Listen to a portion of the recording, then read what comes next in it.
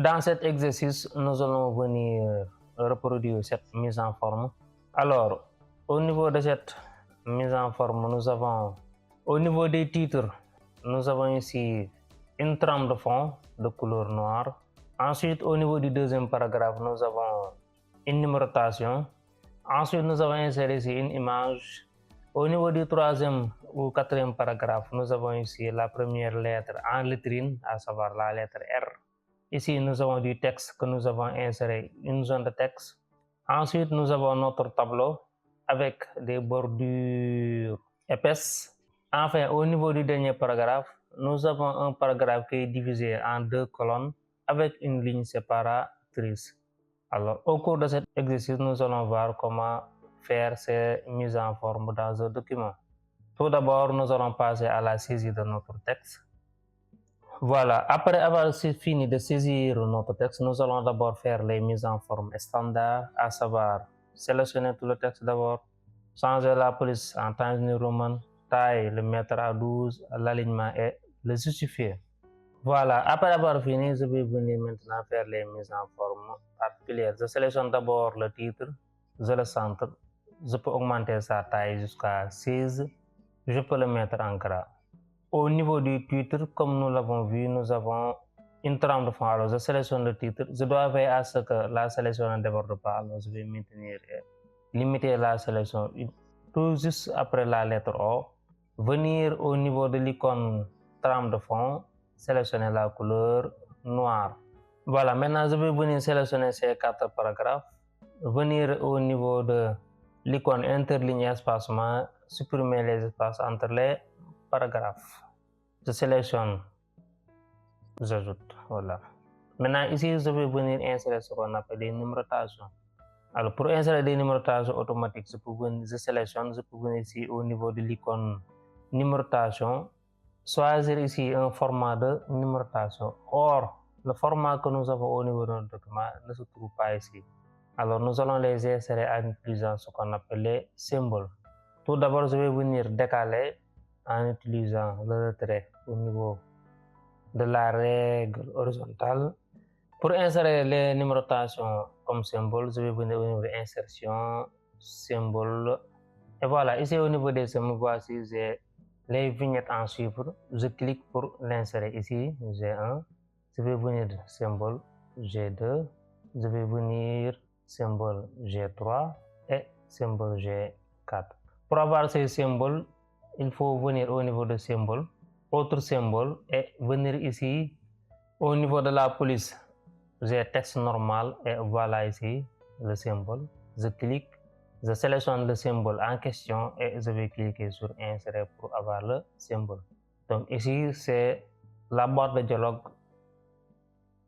Voilà, je peux venir faire des espaces, espaces, espaces.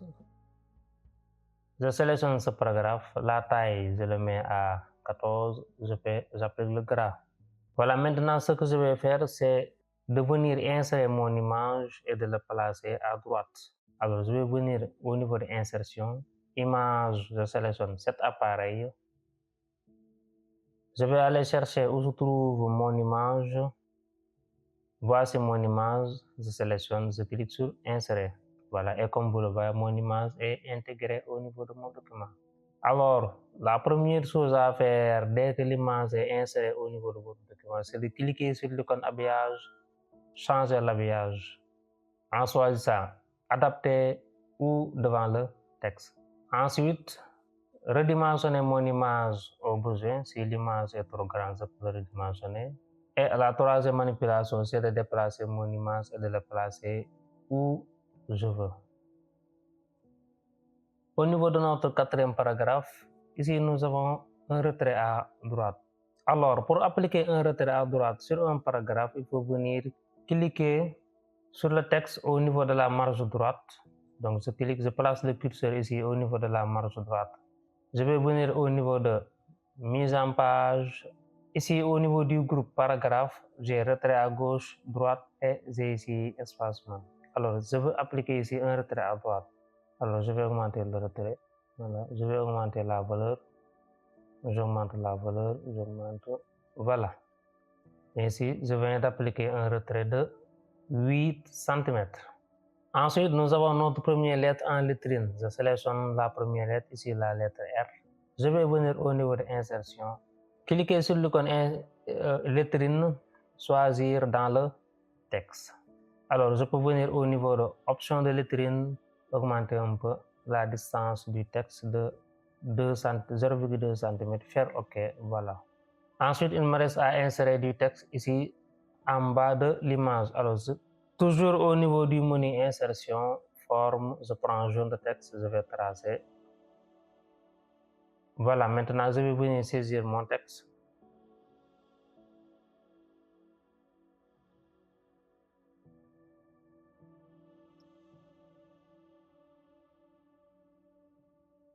Alors, je vais venir augmenter un peu la taille de mon image.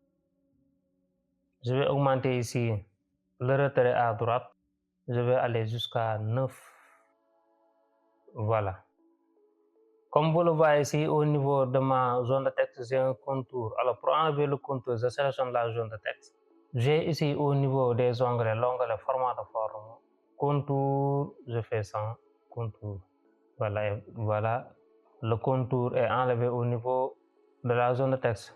Alors, comme mise en forme, je vais venir changer les styles de bordure de mon tableau. Ici, j'ai des bordures simples, à savoir des traits fins.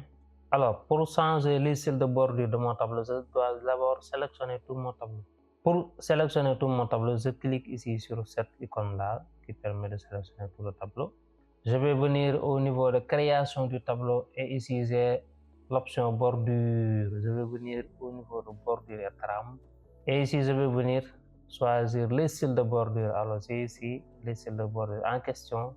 Je le sélectionne. Si je veux, je peux venir ici régler la largeur de la bordure. Ensuite, cliquez sur OK après avoir fini de choisir les modifications. Et voilà, ainsi je viens de changer les styles de bordure de mon tableau. Comme dernière mise en forme, il me reste à diviser le dernier paragraphe en colonnes. Je vais décaler, entrer. Au niveau de notre dernier paragraphe, nous avons un paragraphe qui est divisé en 2 colonnes avec ligne séparatrice. Alors, pour diviser un paragraphe en 2 colonnes avec ligne séparatrice, je sélectionne d'abord le paragraphe en question. Je vais venir au niveau de mise en page, colonne. Ici, j'ai un qui est sélectionné par défaut, 2, 3, gauche, droite. Je peux venir directement ici au niveau de autre colonne. Alors, ici, nombre de colonnes, je peux cliquer directement sur 2 ou bien je peux augmenter jusqu'à 2 et cocher ligne séparatrice pour avoir la ligne séparatrice. Je fais OK et voilà, mon paragraphe est divisé en 2 colonnes. Et comme vous le constatez ici, les colonnes sont déséquilibrées. Alors, pour faire passer du texte dans l'autre colonne, alors je peux venir sélectionner ce que je veux faire. Par exemple, je veux passer cette partie, je veux le faire passer à l'autre colonne. Alors, je vais venir placer le curseur, venir au niveau de saut de page, cliquer sur colonne et voilà. Donc, cette partie du texte est ajoutée à l'autre colonne. Et voilà, nous venons de finir la mise en forme. Alors, au cours de cet exercice, nous avons vu comment appliquer une trame de fond dans un titre. Nous avons vu aussi comment appliquer les numérotations en utilisant la bibliothèque des symboles, comment insérer une image et la redimensionner, comment insérer une image et la redimensionner, comment appliquer un retrait à droite dans un paragraphe et comment appliquer la première lettre en lettrine. Nous avons vu aussi comment insérer une zone de texte, comment aussi enlever le contour d'une zone de texte. Ensuite, nous avons vu comment changer les styles de bordure d'un tableau. Et enfin, nous avons vu comment diviser un paragraphe en 2 colonnes avec ligne séparatrice et aussi comment faire passer une partie du texte vers l'autre colonne.